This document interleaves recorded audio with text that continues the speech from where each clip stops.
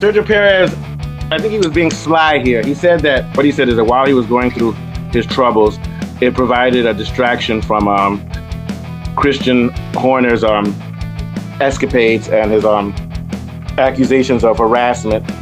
But he also did say that it also was a distraction from the problem with the cars. And he said that he had been complaining about the car before it dropped off. And subsequently, later on, Verstappen was complaining about it too. So I guess what he's saying here then is that they should have been focusing on the other dysfunctions in the team. Whatever the problem was with the car, they weren't focusing on that.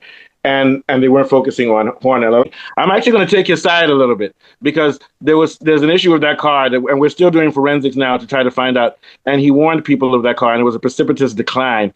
And I think he's been treated unfairly because people who have come afterwards have also struggled. Now, a lot of people would say he was more than 0.5 of a second behind Verstappen, and other people who've been there have been about there or have been closer to him. So it shows that he did worse. But my thinking is that that car was such a problem that it doesn't matter whether it was 0.5 or 0.3 of a second. And I'm going to give him credit for doing well with Force India, did well with them.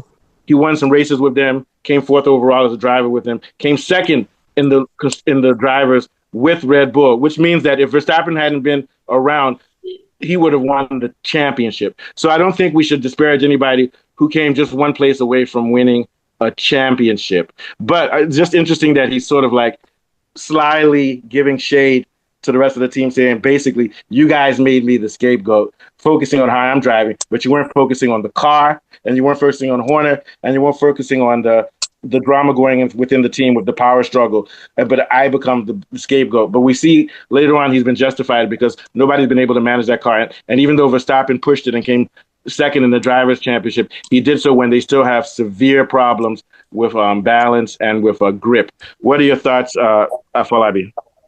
Yeah, I think I agree with you most because, I mean, if you look at it, even in the early part of dominance by Red Bull, where they were using the asymmetric valve thing that gave them a head start, you would ask yourself the question, did Perez car have that device? And he's right to say that the main issues were not his performance dip, but the fact that there was a big scandal that was making the environment in the organization very toxic. And basically, they've used him like more like a lightning rod to insulate themselves from the real focus that was there at that time. And so they weren't able to give him the kind of output he required to make that car more drivable. And basically, they used him as a scapegoat. I think I quite agree with him here because, I mean, in terms of talent, I don't think at the time it was that bad, but there was so much spotlight and focus on him. It appeared that was the main issue. Meanwhile, at the background, there was a big scandal that was being that Christian Horner was being insulated from. So I think that that intense scrutiny on his result, helped to lift the pressure on the wider organizational issues that persisted in Red Bull at the time. Yeah, and I would even say that the Horner scandal itself wasn't the biggest issue because I think the team used that, certain elements of the team used that to take him out. The real problem, I think, was Horner and Marco and Newey. Yeah, Marco too, but Horner and Newey were just, Horner was going closer to Vache on the direction of the car, which is one of the reasons Newey left, because he wanted to push Newey a little bit out because he saw him as a threat for shares in the company. So I think the bigger problem was that they weren't focusing on arguments about things like the floor and about which way to go to deal with, because as we go further and further into the ground effects, it causes the cars to be more unstable. And there was clearly a problem with their data analysis, and they had to find the right methodology. We saw that when, what's his name came in, Laurent McKee came in. McKees, came in. They found the right methodology in which they had to sit down, talk to Max and everything, and worry about setup, because whatever the fundamental problem with the car was, it wasn't going to be fixed by any. There were problems that couldn't be reconciled. So they had to work harder on setup and trust Max more. So there was a methodological problem in the team. But that's a story for another day. What are your thoughts, Johnny? Yeah. Oh, yeah. Checo Perez, he's actually been a good driver. I mean, he was he was with Hamilton in F2 as I think they were in the same McLaren Mercedes team. Yeah. He's always been a good driver.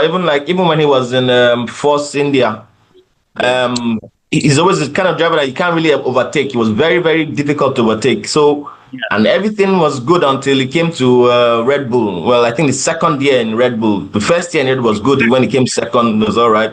But that car made him really look bad. Made a good driver look real I think bad. he actually had 2 good years. He came second and fourth or something like that. But go ahead. Yeah. Yeah. Mhm. Yeah, but see, then he started declining ever since he got to Red Bull because that car, Red Bull car, was just made for Verstappen. I mean, it was just tailored for Verstappen, and what's his name? Checo just had to just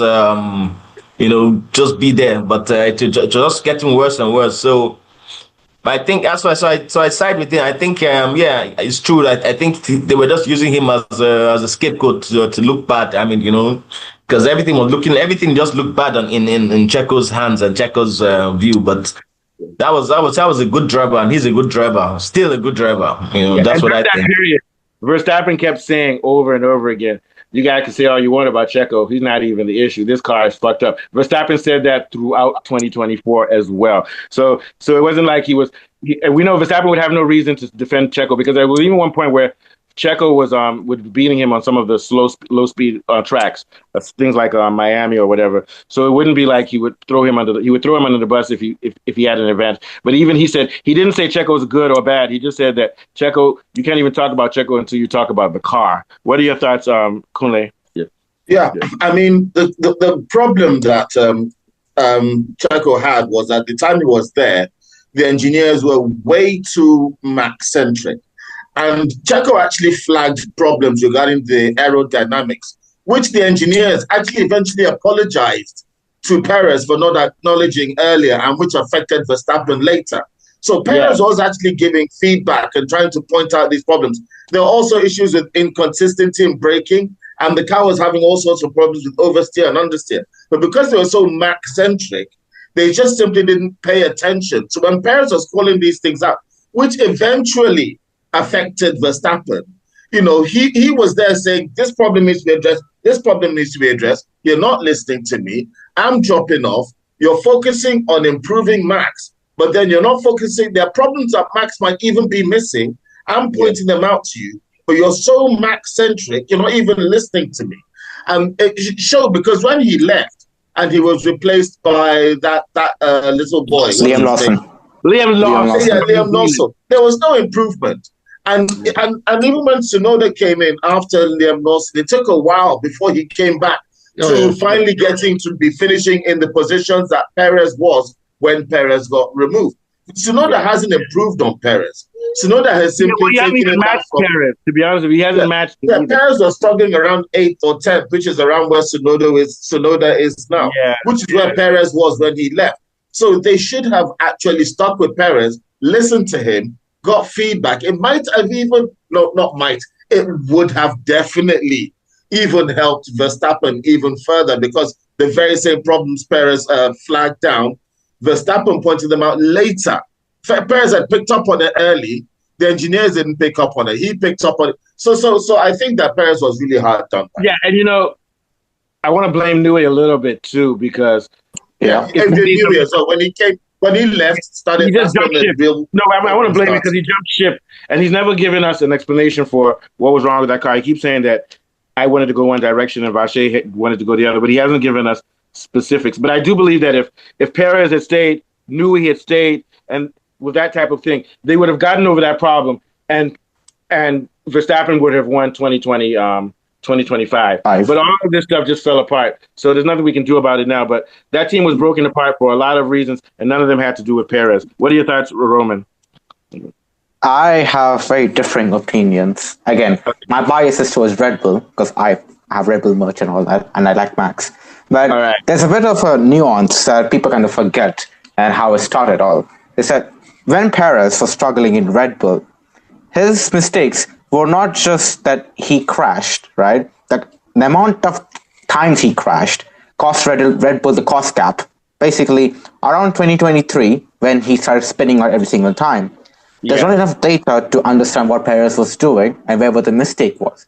Perez says something, Verstappen says something else, and the data shows something else entirely. So there are three different things saying different things. So the internal confusion basically made Red Bull be like, okay, let's trust the driver who's performing the best, and that was Verstappen, right? So that internal confusion. Verstappen just had more talent to compensate. But the thing is that Perez had less talent to spot the different problem more early. Because they're not thinking about all the variables. So I'm not going to say they jump to conclusions without doing analytical work. Basically, yeah. They jumped to the conclusion saying that, okay, so Perez is basically not skill issue, and data shows something else, Verstappen doing something else. And another problem, again, this has to do with a bit of Adrian Newey, is that around 2023, Checo basically, like he said, you're not doing aero work correctly. This is where the problem is. And Newey got offended by Checo Perez.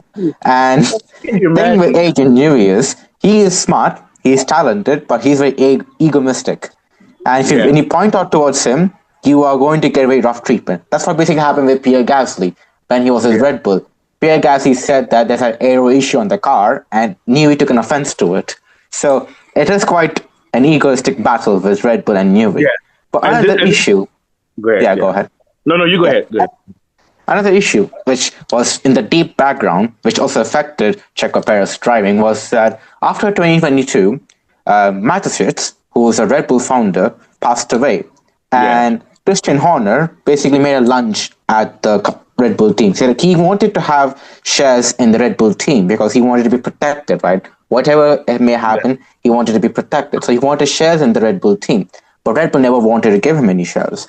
So after Mateschitz died, there was a big gap, right? There's a 5%, 10% share, which was basically not controlled by anyone, but the main team by itself. Yeah. And Christian Horner really wanted that.